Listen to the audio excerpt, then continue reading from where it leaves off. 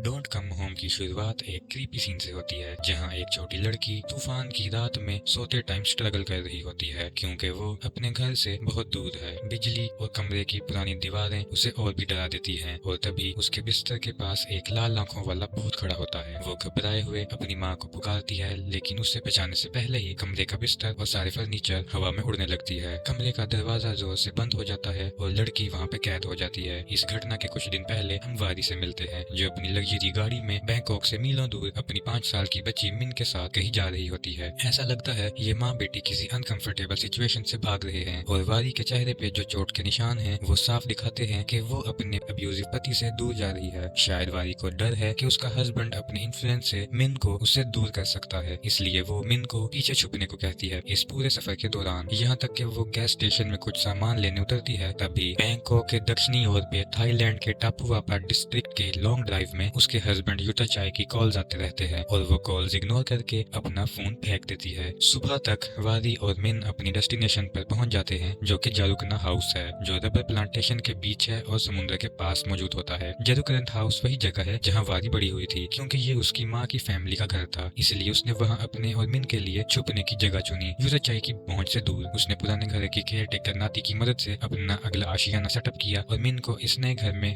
Comfortable कराने की कोशिश की, पर चीजें प्लान के मुताबिक नहीं हुई। कुछ दिन बीतने पर मिन को उस घर से डर लगने लगता है और वो कहती है कि उसे एक अजीब सा भूत दिखता है वहाँ घूमते हुए। वारी को इनिशियली सुपरनैचुरल घटनाओं पर विश्वास नहीं होता लेकिन एक रात वो मिन की चीखने की आवाजें सुनती है और उसके कमरे की तरफ दौड़ती है जो ऊपर के फ्लोर पे था। बस कुछ ही सेकंड्स में जब तक दरवाजा अपने आप बंद हो जाता है वारी देख पाती है कि सारे फर्नीचर्स और वो पुराना भारी बिस्तर भी उसके बेटी के साथ हवा में उड़ रहे हैं। और जब वो डर के मोमेंट्स खत्म हो जाते हैं तो वारी को एहसास होता है कि उसकी छोटी बेटी बिना किसी ट्रेस के गायब हो गई है। सीरीज के मिडल में ये क्लियर हो जाता है कि वारी की माँ एक इंपॉर्टेंट कैरेक्टर है इस कॉम्प्लेक्स इवेंट्स के चेन में जो लिटरली टाइम और स्पेस की बाउंड्रीज को स्ट्रेच कर रही है। जारुकरंत हाउस पहली बार 1930 में बनाया गया था और वारी की माँ के साइड की फैमिली कुछ टाइम बाद वहाँ पे सेटल हो गए थे। उसके दादा जो थाईलैंड आए थे बिजनेस करने के लिए और वहीं सेटल हो गए थे। उनकी बेटी पनीता को भी साइंस का वही इंटरेस्ट मिला और उन्होंने एक लोकल हाइड्रोलिक डैम पे डायरेक्टर के तौर पे काम करना शुरू किया। पनीता के पर्सनल लाइफ को उसकी प्रोफेशनल ड्यूटीज और साइड रेस्ट से बहुत ज्यादा प्रॉब्लम्स हुई थी लेकिन उसे ये सब बुरा नहीं लगता था। उसके हस्बैंड ये नहीं चाहते थे कि वो अपनी छोटी बेटी वारी के साथ अपना पूरा वक्त जाया करे लेकिन एक माँ की जिम्मेदारियां तो एटलीस्ट उसे फॉलो करनी ही चाहिए। पर मानिता ने कभी उसकी शिकायतों को इम्पोर्टेंस नहीं दी। उसके लिए अपना प्रोफेशनल लाइफ और एक सेल्फलेस माँ होने के बीच में चूज करना पड़ा और उसने अपना कैरियर ही चूज किया। पनीता को परिवार और मदरहुड का असली मतलब तब समझ आया जब एक कार एक्सीडेंट के बाद उसके हस्बैंड और बेटी दोनों की मौत हो गई। वो अपनी बेटी वारी को खोना कभी भी एक्सेप्ट नहीं कर पाई और उसके लिए तरसती रही। हमें ये दिखाया भी जाता है कि मानिता काफी टाइम से टाइम ट्रैवल पर रिसर्च कर रही थी और उसके घर के बेसमेंट में एक टाइम मशीन बनाने का भी कोशिश किया था।